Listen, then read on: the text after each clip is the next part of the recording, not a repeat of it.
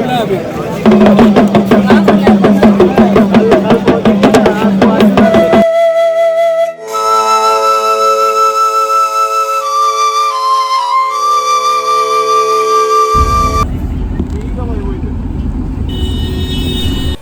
दोस्तों, कैसे हैं आप। मेरे चैनल इंटरेस्टिंग ट्रैवल इन्फॉर्मेशन में एक बार फिर से आपका स्वागत है।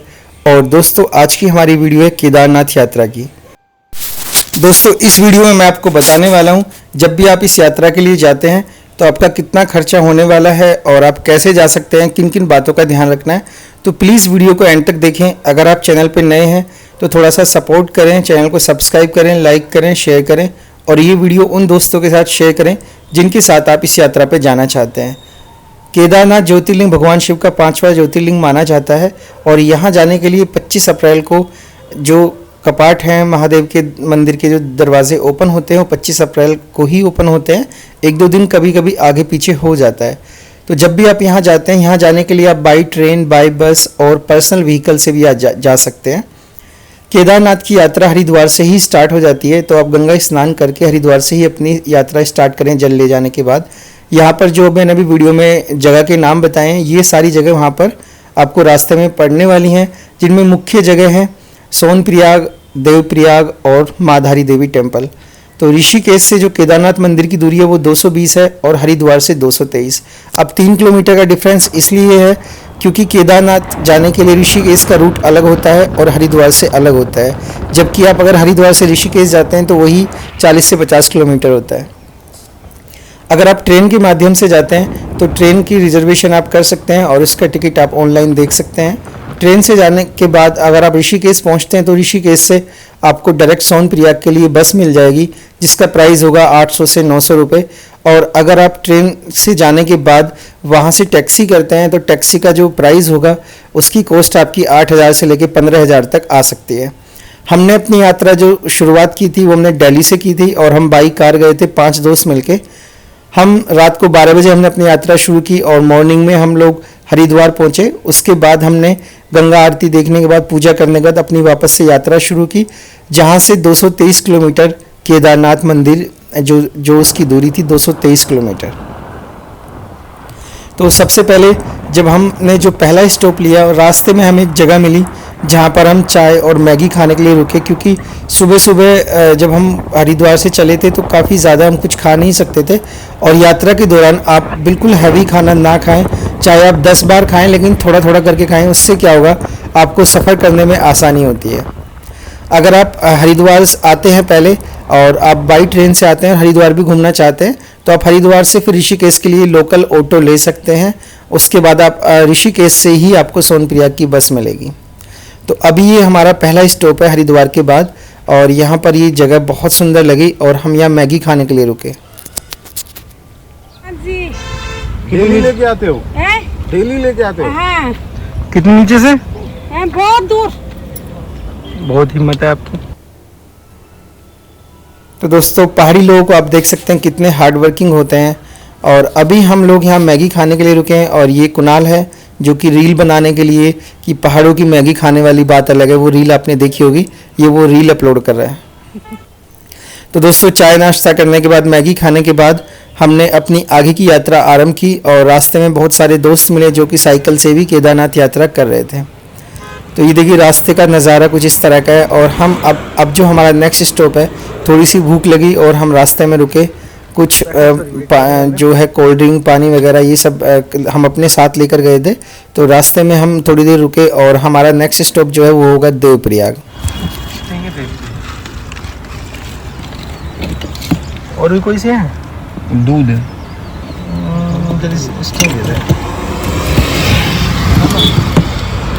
ये किसके? कुणाल, ये किसको चाहिए?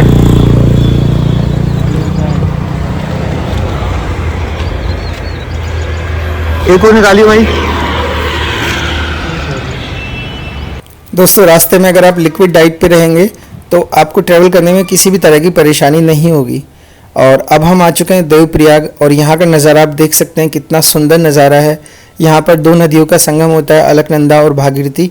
यहाँ से दोनों नदी मिलने के बाद आगे माँ गंगा मैया के नाम से बहती है। तो यहाँ शाम की आरती भी होती है। तो यहाँ आप पुल की तरफ से जाके नीचे जो सामने आप देख रहे हैं वहाँ पर स्नान भी कर सकते हैं और इस नज़ारे का आनंद ले सकते हैं। इसके बाद हमारा जो अगला स्टॉप था वो था माँ धारी देवी टेम्पल। माँ धारी देवी के बारे में मान्यता बताई जाती है कि जब माँ धारी देवी जो तस्वीर थी, जब वो अपनी जगह से हटाई तब बाबा केदारनाथ पे प्रलय आई थी और यहाँ से 90 किलोमीटर है केदारनाथ की दूरी। तो आप जाते हैं तो यहाँ भी माँ का आशीर्वाद लेके अपनी आगे की यात्रा आरंभ करें। और ये जगह भी बहुत सुंदर है और मैंने ये जो लोकेशन है इसका भी मैंने एक फुल व्लॉग बना के अपलोड किया है। तो यहाँ से लगभग हमें 8 घंटे बाद हम पहुँचे सोनप्रयाग। हम लोग सोनप्रयाग में ट्रैफिक होने के कारण पार्किंग बिल्कुल फुल थी, तो हम लगभग 7 किलोमीटर पहले ही हम एक होटल में रुके जिसका चार्ज था 1500 से 2000 रुपये। और आप कितने पर्सन हैं उस हिसाब से चार्ज कम और ज़्यादा हो जाता है, लेकिन नॉर्मली आपको यहाँ 1500 रुपये में होटल मिल जाएगा। तो जब भी अगर आपको वहाँ पे जाते हैं और आगे पार्किंग फुल होती है तो लगभग आप 5 से 7 किलोमीटर पहले ही स्टे कर लें ताकि आप रेस्ट भी कर सकें। वहाँ पे खाना वाना खाने के बाद, सोने के बाद रात को फिर देर रात 2 बजे हम दोबारा से अपनी यात्रा करेंगे। तो आप वहाँ पे रेस्ट कर सकते हैं। इससे क्या हुआ, जो अभी तक आपने ट्रैवल किया उसकी थकान आपकी उतर जाएगी और आप फिर से फ्रेश माइंड से भोलेनाथ का नाम लेकर अपनी आगे की यात्रा आरंभ कर सकते हैं। तो होटल ये कुछ इस तरह का, यहाँ पर और भी बहुत सारे होटल्स हैं, आप अपने बजट के अनुसार आप होटल देख सकते हैं। इस एरिया में बहुत सारे होटल आपको मिल जाएंगे। आप ऑनलाइन भी बुकिंग कर सकते हैं लेकिन ऑफलाइन भी बुकिंग कर सकते हैं, होटल वहाँ मिल जाते हैं इजीली। तो दोस्तों यहाँ पर रात को चलने से पहले आप कुछ बातों का ध्यान रखें। जब आप यहाँ पर सोनप्रयाग में जब यहाँ पर आप देखेंगे गाड़ी, आप 5 या 7 किलोमीटर पहले आप कहीं भी गाड़ी रोकेंगे तो आपको बहुत सारी मार्केट दिखाई देंगी जहाँ से आप रेन कोट परचेज़ कर सकते हैं। और जो स्टिक होती है, जो एक लाठी होती है, वो आप ज़रूर लें क्योंकि बहुत जगह वहाँ पर पहाड़ों में क्या होता है, बारिश का मौसम हो सकता है, तो वो जो लाठी है वो आपको बहुत सपोर्ट करने वाली होती है। तो यहाँ पर नीचे हमने पता किया कि यहाँ पर 100 रुपये में रेन कोट मिल रहे थे, तो ये अभी आप देख सकते हैं। तो आप यहाँ से रेन कोट और एक लाठी और एक कपूर ज़रूर लें। आप एक रुमाल में कपूर की गोली रख के अपने साथ रखें, तो जब भी क्या आप पहाड़ों में जाते हैं ऑक्सीजन लेवल कम होता है, तो वो आप कपूर अगर आप वो उसकी फ्रेग्रेंस को आप अगर ऐसे सूंघते हुए जाएंगे तो आपको ऑक्सीजन में दिक्कत नहीं होगी, सांस लेने में दिक्कत नहीं होगी और अपनी यात्रा बिल्कुल रिलैक्स माइंड में धीरे धीरे भोलेनाथ का नाम लेते हुए करेंगे तो आपको किसी भी तरह की परेशानी नहीं होगी। तो अभी हम आ चुके हैं पहली पार्किंग पे, जो कि सोनप्रयाग की पहली पार्किंग है और यहाँ पर पार्किंग का जो चार्ज होता है वो 400 रुपये आपको देना होता है। अब आप 48 घंटे में आए, उस पर पर्ची पर 48 घंटे लिखा होता है, लेकिन 3 दिन भी लग सकते हैं तो वो एक्स्ट्रा चार्ज नहीं करते हैं। क्या क्या रखा? सामने सेकंड पार्किंग है। पैक कर लिया है। अच्छा, क्या क्या रखा? ये स्ट्रिंग है हमारे पास, ये दूध हाँ। मिल्क, ये हमने पानी की बोतल, ये ओरियो के बिस्कुट और कुछ खाने की चीज़ें। पर हमारे पास खाने की चीज़ें कम रह गई, हम रास्ते में ही खा गए।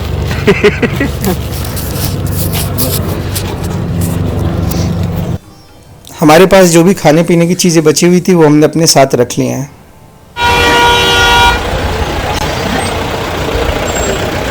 चलो भैया, चलो चलना है। दोस्तों आपकी जो भी, अगर आप पर्सनल कन्वेंस से आते हैं, अपनी कार से आते हैं या बस से आते हैं, जैसे भी आते हैं, सोनप्रयाग से आगे कोई भी बस और टैक्सी नहीं जाती है। सोनप्रयाग से सिर्फ और सिर्फ गवर्नमेंट टैक्सी ही चलती है वहाँ पे, जिनका फेयर होता है 50 रुपये। तो यहाँ से गौरीकुंड 5 किलोमीटर है और हमें टैक्सी नहीं मिल पाई क्योंकि वहाँ पे बहुत ज़्यादा भीड़ होने के कारण। तो हम लोगों ने ये 5 किलोमीटर की यात्रा भी हमने पैदल ही की और हम पहुँच चुके हैं माँ गौरीकुंड। माँ गौरीकुंड की मान्यता है कि अगर यहाँ पे माता गौरी ने भगवान शिव को प्रसन्न करने के लिए तपस्या की थी, तो यहाँ पर अगर आप स्नान करने के बाद ऊपर जाते हैं तो माँ गौरी के आशीर्वाद से आपकी यात्रा बिल्कुल एकदम सुखद होती है। तो यहाँ पर साइड में ही मंदाकिनी नदी भी है, तो आप वहाँ नदी में भी नहा सकते हैं और प्राचीन माँ गौरीकुंड में भी स्नान कर सकते हैं, जैसा आपको सही लगे, क्योंकि नदी का पानी बहुत ठंडा होता है। तो यहाँ पर लिखा हुआ है कि जो केदारनाथ धाम है वो यहाँ से 19 किलोमीटर है, लेकिन ये बोर्ड जब पहले बना हुआ था तो तब ये 19 किलोमीटर था, लेकिन अभी क्या है कि ट्रैक जो है वो थोड़ा सा बढ़ा दिया गया है रास्ता सही करने के चक्कर में। तो यहाँ से बिल्कुल 23 किलोमीटर का जो है डिस्टेंस बताते हैं लोग।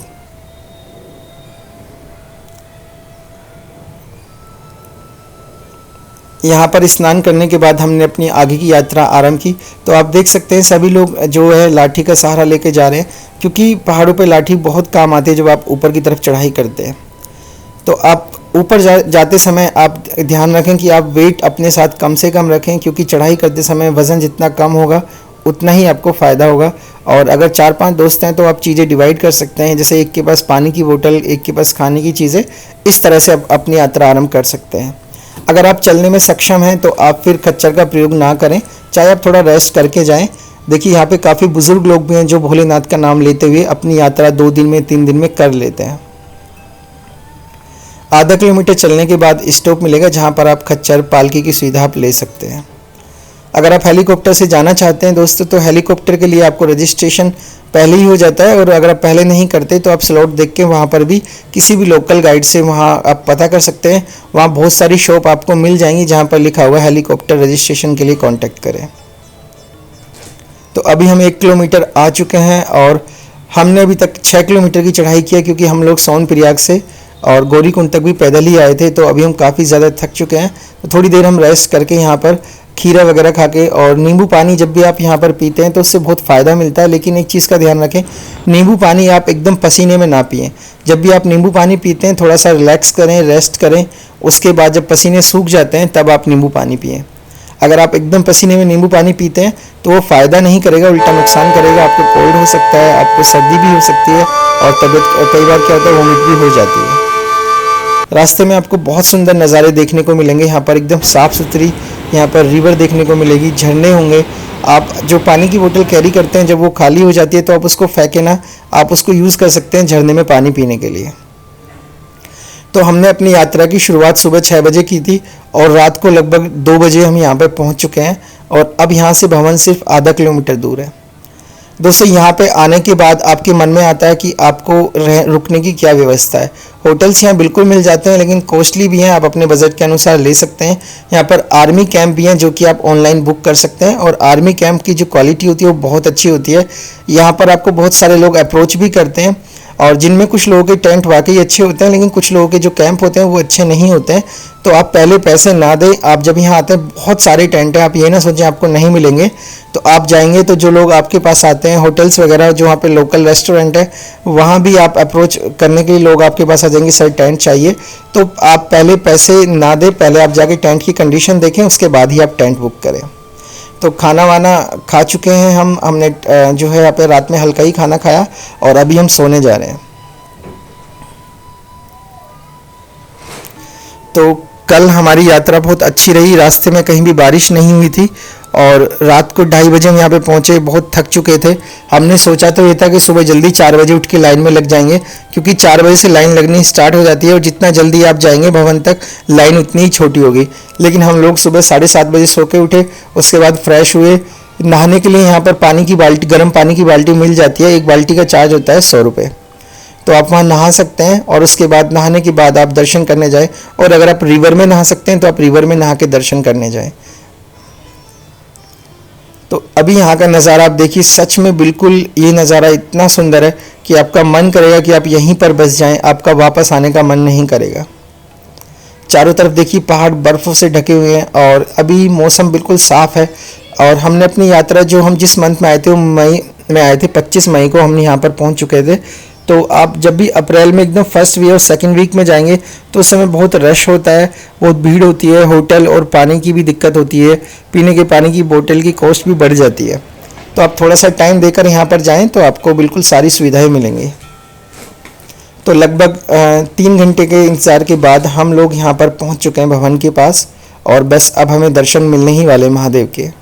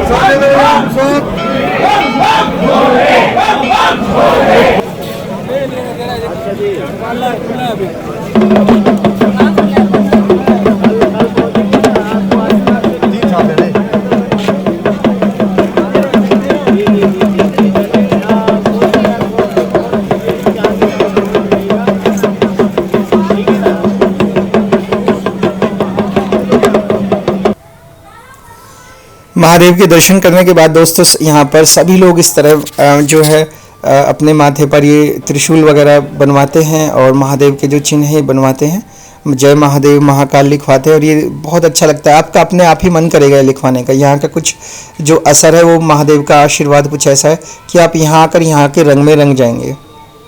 दोस्तों अभी आप अगर आप जाते हैं, उस समय मोबाइल फ़ोन अलाउड थे, लेकिन आज की कंडीशन ये है अगर अगस्त महीने के बाद से अगर आप मंदिर में या मंदिर के आसपास अगर आपने वीडियो बनाई तो कोई भी आपसे कुछ बोलेगा नहीं, सीधा आपका फ़ोन तोड़ दिया जाएगा। तो अभी वहाँ पर जो कंडीशन है, अभी मोबाइल वहाँ पर बिल्कुल बंद हो चुके हैं, तो अपना मोबाइल और कैमरा संभल के यूज़ करें।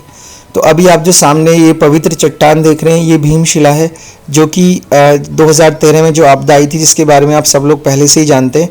तो ये वही पवित्र चट्टान है जो मंदिर के बिल्कुल पीछे आके रुकी थी और भोलेनाथ की इस मंदिर की रक्षा की थी। तो ये अब पवित्र चट्टान भीमशिला के नाम से पूजी जाती है और ये अपने आप में एक बहुत बड़ा चमत्कार है और ये सच्चाई है। तो यहाँ का नज़ारा आप देख सकते हैं अभी कितना ज़बरदस्त व्यू है, कितना सुंदर है। ऊपर की तरफ आसमान एकदम साफ़ है। अभी तक महादेव की कृपा रही है कि हम बिल्कुल अच्छे से यहाँ पे पहुँच चुके हैं और किसी भी तरह की यहाँ पे हमें कोई परेशानी नहीं हुई है। थोड़ी सी थकावट हुई थी तो ऑब्वियसली वो होती है, लेकिन दर्शन करने के बाद आप बिल्कुल हल्का फील करते हैं। तो दर्शन करने के बाद अब हम लोग जा रहे हैं भैरव बाबा के दर्शन करने। मंदिर के बिल्कुल सामने से लेफ़्ट में पुल पार करने के बाद सामने की तरफ अगर आप देखेंगे तो यहाँ से 800 मीटर की दूरी पर ही सामने आपको बाबा भैरवनाथ का मंदिर दिखाई देगा। तो मान्यता यह है कि जब भी आप बाबा केदारनाथ के दर्शन करते हैं तो आप भैरवनाथ बाबा पे ज़रूर जाएं। अगर आप थकें थोड़ी देर और रेस्ट करें, यहाँ पर भंडारे वगैरह वो खाने के बाद थोड़ा रेस्ट करके आप सामने की तरफ जो रास्ता देख रहे हैं वहाँ पर बाबा भैरवनाथ का मंदिर है, लेकिन वहाँ भी आप ज़रूर जाएँ। और ये आप देख सकते हैं मंदिर के आसपास भी बहुत सारे टेंट हैं और जितना आप नज़दीक टेंट लेंगे थोड़ा सा कॉस्टली होगा, तो आप नज़दीक भी ले सकते हैं। वो सामने भैरवनाथ मंदिर है और यहीं सामने बाबा केदारनाथ मंदिर है। तो ये जो टेंट की प्राइस है यहाँ पर 3000, 3500, 2500 जैसे उनकी कंडीशन होती है उस हिसाब से आपको टेंट मिल जाएंगे। तो ये सामने देखिए ग्लेशियर जो है ये मेल्ट हो रहा था और इसका जो पानी पीने में था वो ज़बरदस्त था। इसका जो टेस्ट है ऐसा कोई आरओ का पानी भी नहीं है, जितना नेचुरल ये पानी होता है। यहाँ से ऊपर का नज़ारा आप देख सकते हैं। ये जो पूरा ये एक शहर बसा हुआ है केदार घाटी में, ये सब 2013 में ख़त्म हो चुका था, सिवाय केदारनाथ बाबा मंदिर के यहाँ पर सब कुछ ख़त्म हो चुका था। और ये कार्य अभी फिर से यहाँ पर ये चल रहा है। अभी होटल्स वगैरह फिर से बना रहे हैं और ये जो आप देख सकते हैं सामने की तरफ, ये सब कुछ यहाँ पे आपदा में ख़त्म हो चुका था और ये पूरा का पूरा शहर फिर से बसाया गया है बाबा के आशीर्वाद से। तो यहाँ कुछ लोग पत्थर के घर भी बनाते हैं, जो कि मैंने भी बनाया। तो अभी हम बिल्कुल आ चुके हैं और यहाँ से आप हेलीपैड का नज़ारा भी आप देख सकते हैं। तो जो बाबा भैरवनाथ मंदिर पे जब भी आप आते हैं यहाँ से आपको पूरा व्यू दिखाई देगा, पूरी केदार घाटी आप यहाँ से देख सकते हैं। ऊपर की तरफ आपको बिल्कुल सफ़ेद बर्फ़ से ढकी चादर दिखाई देगी और ये नज़ारा आपको इतना सुंदर लगेगा कि आपका मन करेगा आप यहीं रहें। दोस्तों ऊपर की तरफ अगर आप जाते हैं, सामने की तरफ ऊपर पहाड़ी पे बहुत सारे लोग बिल्कुल ऊपर भी जाते हैं, तो आप सावधानी के साथ जाएं और अपने ही दम पर जाएं, क्योंकि वहाँ पर ऊपर की तरफ आपको कोई सिक्योरिटी नहीं मिलेगी। तो बहुत रिस्की है। अगर आप जा सकते हैं तो आप जाइए। हम लोग काफ़ी ऊपर तक नहीं गए थे, क्योंकि हमारा मुख्य जो उद्देश्य था वो बाबा केदारनाथ के दर्शन करने के बाद हमें भैरवनाथ के दर्शन करने थे और हमारे पास छुट्टियां भी कम थी, क्योंकि इसके बाद हमें बाबा बद्रीनाथ के दर्शन करने भी जाना है। तो हम लोगों ने ऊपर ज़्यादा टाइम स्पेंड नहीं किया, दर्शन किए और धीरे धीरे हम नीचे की तरफ चल दिए थे। तो ये वो प्राचीन मंदिर है बाबा भैरवनाथ का। तो यहाँ से भी देखिए सामने का पूरा नज़ारा ज़बरदस्त लगता है, देखने में बहुत प्यारा व्यू है यहाँ का। आपका जो बाबा भैरवनाथ का मंदिर है बिल्कुल ओपन स्पेस में है और यहाँ जो आप ये जो यहाँ पर बाबा भैरवनाथ की तस्वीर है, इनको देखकर ही अंदाज़ा लगा सकते हैं इनकी कलाकारी को देखकर कि ये कितनी प्राचीन है।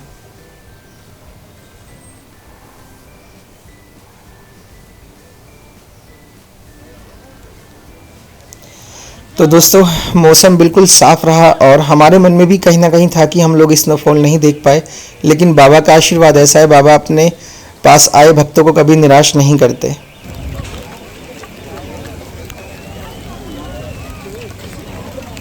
और यहाँ पे हमें स्नोफॉल देखने को भी मिला।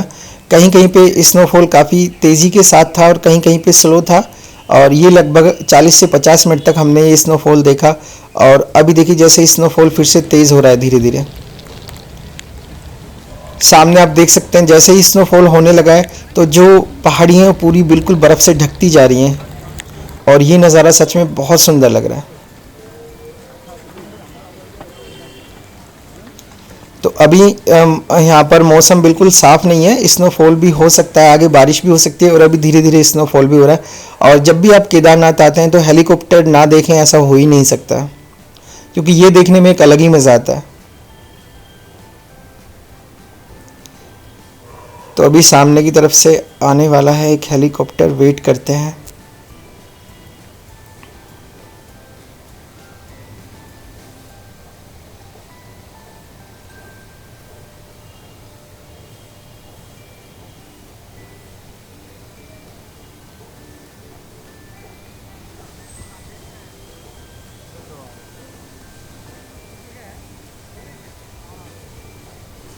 आवाज़ आ रही है लेकिन अभी दिखाई नहीं दिया।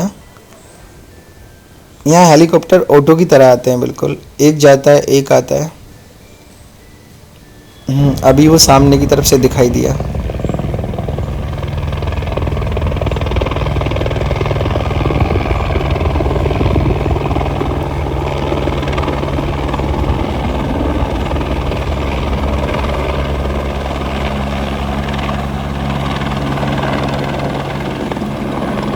मैंने अभी हेलीकॉप्टर का सफ़र नहीं किया आज तक, तो मुझे हेलीकॉप्टर देखने में बहुत अच्छा लगता है, और आई विश कि अगली बार जब मैं आऊँ तो हेलीकॉप्टर से ही आऊँ। पहली बार मैंने यात्रा की तो मुझे पहली बार पैदल ही आना था, लेकिन नेक्स्ट टाइम मैं आऊँगा तो हेलीकॉप्टर से आने की कोशिश करूँगा। जैसे मेरे दोस्त चाहेंगे उनके साथ आऊँगा, तो जैसे उनका बजट होगा उसी हिसाब से सब कुछ देखना चाहिए।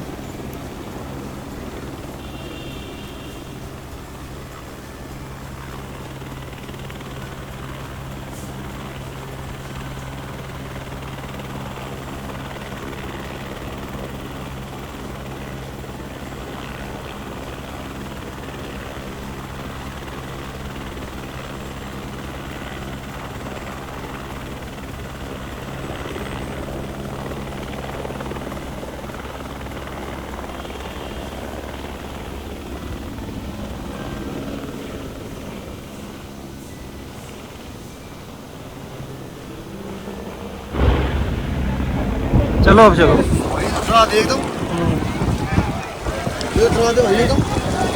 तो ये मनीष है, और मनीष ने ही सबसे पहले ज़िद की थी हेलीकॉप्टर देखने की, और जैसे हेलीकॉप्टर गया सबसे पहले बोला भी वही, चलो यार जल्दी चलो, अब जल्दी चलते हैं। तो ऐसा हर ग्रुप में होता है, जो रोकने के लिए बोलता है वही पहले कहता है चलो यार जल्दी चलो, ताकि लोग उसे ना कहें कि उसकी वजह से देर हुई है।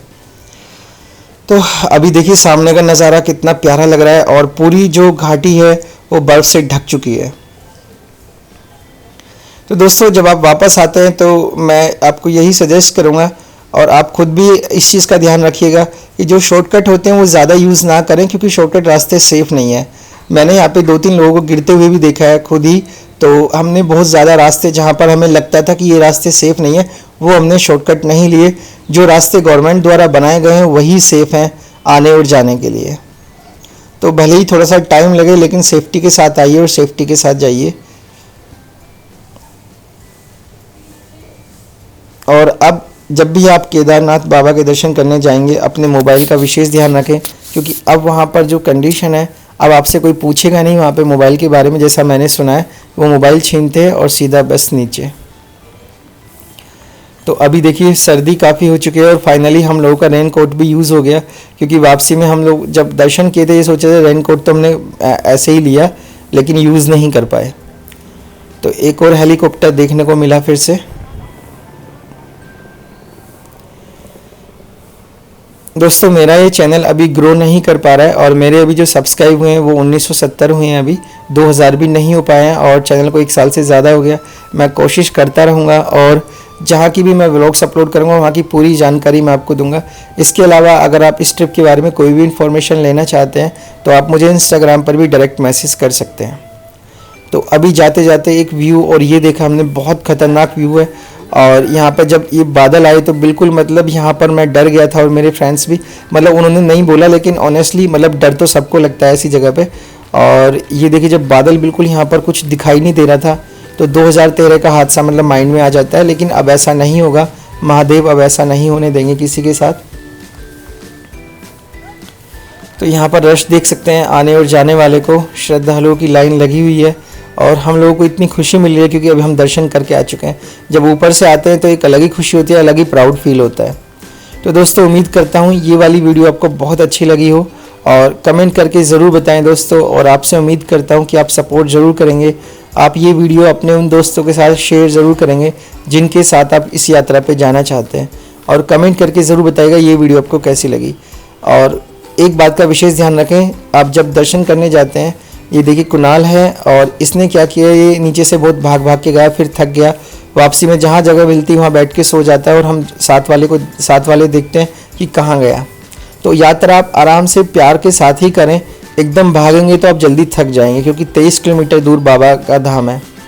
तो जब भी आप जाते हैं, जाते टाइम और आते टाइम विशेष ध्यान रखें, प्यार के साथ जाएं, आराम से जाएं, जहां मन करे। ग्रुप में आपका साथी अगर कोई थका हुआ है तो उसके साथ भी रेस्ट करें, वेट करें, सबको साथ लेके चलें। तो बस अब हमारी ये केदारनाथ यात्रा यहाँ पर संपूर्ण होती है, और ये मेरा पार्ट 4 है। पार्ट 1, पार्ट 2 और पार्ट 3 भी ज़रूर देखें, जिनके लिंक मैंने डिस्क्रिप्शन में दिए हुए हैं। और अब हम यहाँ से वापसी उसी होटल पे नहीं जाएंगे, दूसरे होटल पे रुकेंगे, और वहाँ पर थोड़ा और रेस्ट करके 4-5 घंटे सो के फिर हम अपनी आगे की यात्रा करेंगे बद्रीनाथ धाम के लिए। तो आप प्लीज़ चैनल को सब्सक्राइब ज़रूर करें ताकि नोटिफिकेशन आ जाए और आप वीडियो को देख सकें। और प्लीज़ जाते जाते आप सबको थैंक यू बोलना चाहूँगा एडवांस में कि वीडियो को शेयर ज़रूर करें, कम से कम एक ग्रुप में। तो ये हम अब आ चुके हैं नेक्स्ट होटल पे, और यहाँ पे अब हम रेस्ट करेंगे और उसके बाद जाएंगे हम जय बाबा बद्रीनाथ के लिए। तो नेक्स्ट पार्ट ज़रूर देखें। थैंक यू सो मच दोस्तों, और सारे पार्ट्स देखें।